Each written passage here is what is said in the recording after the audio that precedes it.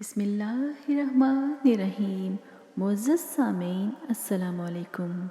جب نبی کریم صلی اللہ علیہ وآلہ وسلم نے حق و ہدایت کی دعوت کا برملا اظہار کیا، اس وقت حضرت اکرمہ بن ابی جہل اپنی عمر کی تیسری دہائی میں تھے۔ وہ حسب نسب کے اعتبار سے قریش کے معزز ترین خاندان سے تعلق رکھتے تھے اور دولت و ثروت کے لحاظ سے ان میں سب سے فائق تھے۔ اگر ان کا باپ آڑے نہ آتا تو وہ اس لائق تھے کہ اپنے ہم عمر سعد بن ابی وقاص رضی اللہ تعالیٰ عنہ اور مصعب بن عمیر رضی اللہ تعالیٰ عنہ کی طرح بہت پہلے مشرف با اسلام ہو چکے ہوتے۔ سامعین، ہم جانتے ہیں کہ ان کا باپ کون تھا۔ وہ مکہ کا سب سے سرکش اور جابر شخص، شرک و کفر کا قافلہ سالار اور مسلمانوں کی ابتلاء و آزمائش کا سب سے بڑا ذمہ دار تھا، جس کی مکاری اور چال بازی کے ذریعے سے اللہ تعالیٰ نے اہل ایمان کے یقین کو پرکھا تھا اور وہ سب اس معیار پر کھرے اترے۔ اس کے متعلق بس اتنا جان لینا کافی ہے کہ وہ ابو جہل یعنی جاہلوں کا باپ تھا۔ اکرمہ رضی اللہ تعالیٰ عنہ کا شمار قریش کے چند بڑے سرداروں، رئیسوں اور اس کے نامور شہ سواروں میں ہوتا تھا۔ اکرمہ بن ابی جہل نے خود کو اس حال میں پایا کہ وہ اپنے باپ کی مرضی کے مطابق محمد صلی اللہ علیہ وآلہ وسلم کی مخالفت کرنے پر مجبور ہے، چنانچہ اس نے ان کے ساتھ سخت عداوت کا رویہ اختیار کیا، ان کے ساتھیوں کو دردناک سزائیں دیں اور اہل اسلام پر ایسی لرزاخیز تکلیفیں نازل کی کہ اس کے باپ کی آنکھیں ٹھنڈی ہو گئیں۔ جب اس کے باپ نے معرکہ بدر میں لشکر شرک کی قیادت کی اور لات و عزا کی قسمیں کھا کھا کر اعلان کیا کہ محمد صلی اللہ علیہ وآلہ وسلم کو شکست دیے بغیر وہ مکہ واپس نہیں جائے گا، اس نے بدر کے مقام پر پڑاؤ ڈال کر وہاں 3 دن قیام کیا۔ اس دوران میں وہ اونٹ ذبح کر کے ان کا گوشت کھاتا اور شراب پیتا رہتا۔ اس کی دل بستگی کے لیے دف بجا بجا کر لونڈیاں اسے گانے سناتی۔ جس وقت ابو جہل اس معرکے کی قیادت کر رہا تھا، اس کا بیٹا اس کا قابل اعتماد دست و بازو تھا، لیکن لات و عزا نے نہ اس کی پکار سنی نہ اس کی مدد کو آئے، کیونکہ وہ بت سننے سے معذور اور مدد کرنے سے عاجز تھے۔ تو وہ ذلت کی موت مارا گیا اور اس کے بیٹے نے دیکھا کہ مسلمانوں کے پیاسے نیزے اس کے خون سے اپنی پیاس بجھا رہے ہیں۔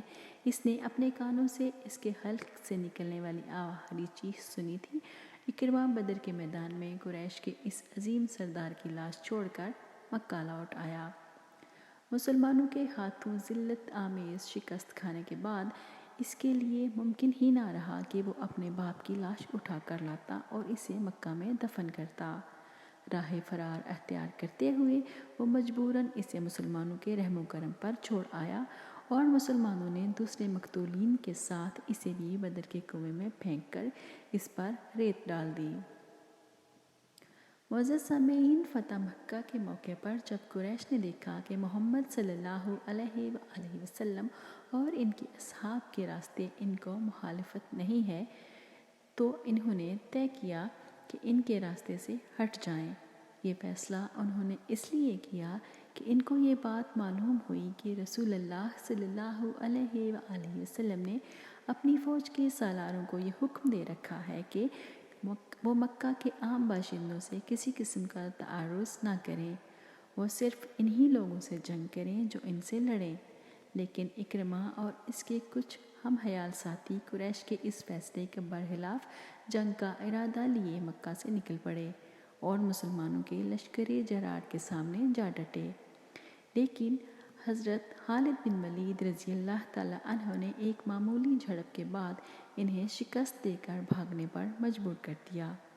اس جھڑپ میں ان کے چند آدمی مارے گئے اور باقی میدان چھوڑ کر بھاگ نکلے، اور بھاگنے والوں میں اکرمہ بن ابی جہل بھی تھا۔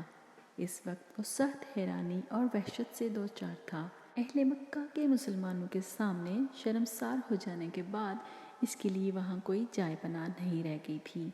رسول اللہ صلی اللہ علیہ وآلہ وسلم نے قریش کے ان تمام جرائم کو معاف کر دیا جو انہوں نے آپ صلی اللہ علیہ وآلہ وسلم کے مقابلے میں کیے تھے۔ البتہ اس عام معافی سے چند مجرموں کو مستثنیٰ قرار دیا گیا اور نام لے لے کر حکم دیا گیا کہ انہیں قتل کر دیا جائے، خواہ وہ غلاف کعبہ میں ہی کیوں نہ چھپے ہوں۔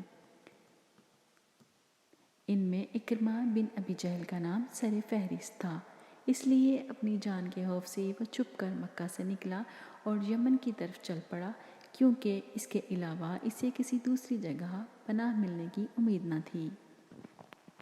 اکرمہ کی بیوی ام حکیم اور ہند بنت عتبہ اور دوسری عورتوں کے ساتھ نبی کریم صلی اللہ علیہ وآلہ وسلم سے بیعت کرنے کے ارادے سے آپ کی قیامگاہ پر پہنچی۔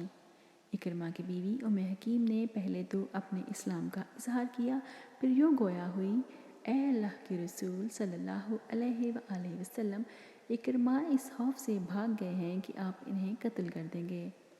اے اللہ کے رسول صلی اللہ علیہ وآلہ وسلم، آپ انہیں امان بخش دیں، اللہ آپ کو امان دے گا۔ نبی اکرم صلی اللہ علیہ وآلہ وسلم نے اس کی درخواست سن کر ارشاد فرمایا: اکرمہ اس خوف سے بھاگ نکلا ہے کہ اس کو قتل کر دیا جائے گا، ہم اسے امان دیتے ہیں۔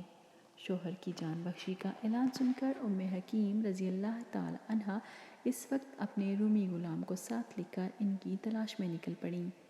جب وہ چلتے چلتے دور نکل گئے تو دوران سفر میں غلام کی نیت خراب ہو گئی اور اس نے ان کے اوپر ڈورے ڈالنا شروع کر دیے۔ وہ اسے امید دلاتی اور ٹالتی ہوئی عرب کے ایک قبیلہ میں پہنچ گئیں۔ وہاں پہنچ کر اہل قبیلہ سے مدد کی طالب ہوئیں۔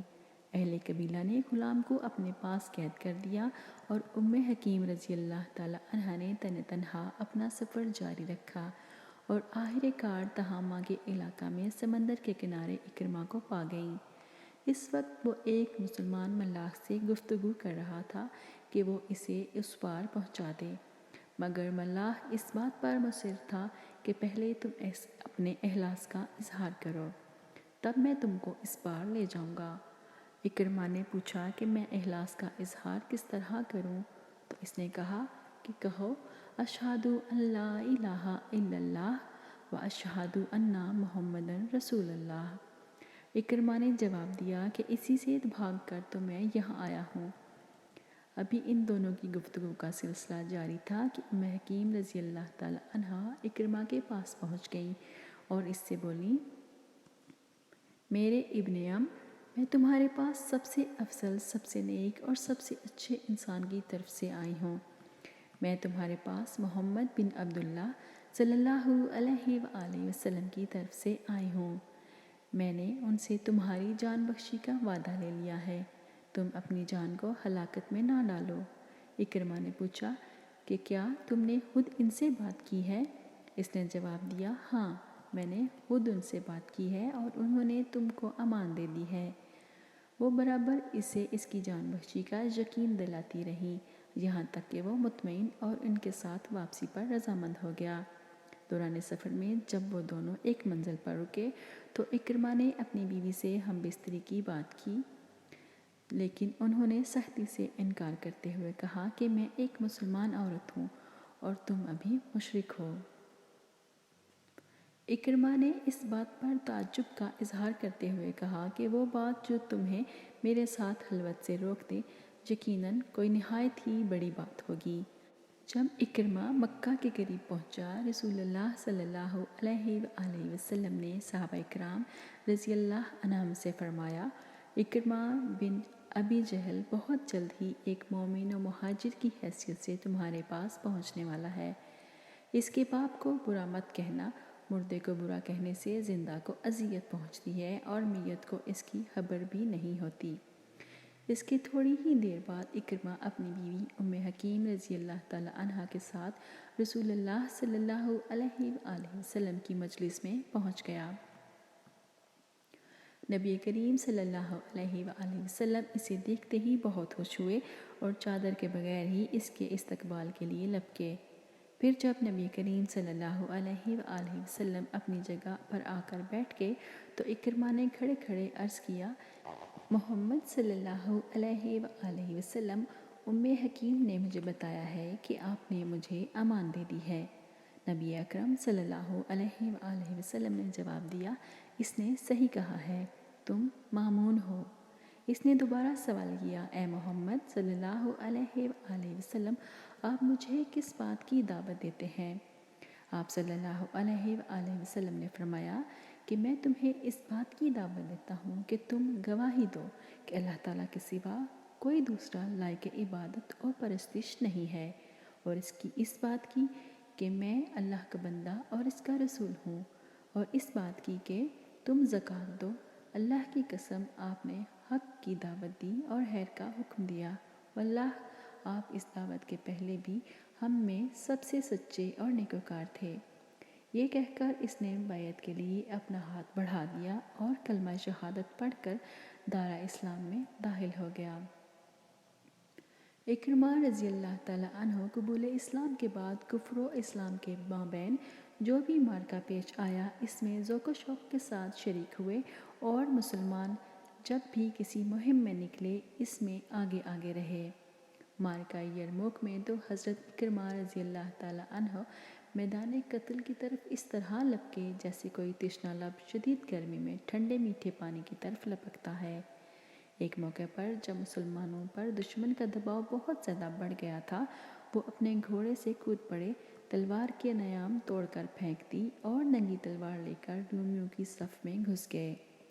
یہ دیکھ کر حضرت خالد بن ولید رضی اللہ تعالیٰ عنہ نے فوراً ان کے پاس پہنچ کر کہا، اکرمہ، ایسا نہ کیجیے، اپنی جان کو خطرے میں نہ ڈالیے، آپ کا شہید ہو جانا مسلمانوں کے لیے ناقابل برداشت اور ناقابل تلافی سانحہ ہوگا۔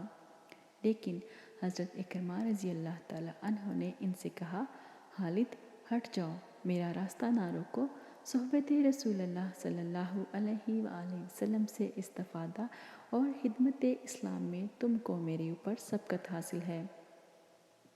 میں اور میرا باپ رسول اللہ صلی اللہ علیہ وآلہ وسلم کے مخالف تھے، اور میں آخر دم تک اس مخالفت پر قائم رہا، اس لیے صحبت رسول صلی اللہ علیہ وآلہ وسلم کا شرف میرے حصے میں بڑی تاخیر سے آیا، مجھے چھوڑ دو، آج میں گزشتہ کوتاہیوں کی تلافی کر لینا چاہتا ہوں۔ پھر قدرے توقف کے بعد فرمایا، میں بہت سے مواقع پر رسول اللہ صلی اللہ علیہ وآلہ وسلم کے ساتھ جم کر لڑا، کیا آج ان رومیوں کے مقابلے میں راہ فرار اختیار کر لوں؟ ایسا کبھی نہیں ہو سکے گا۔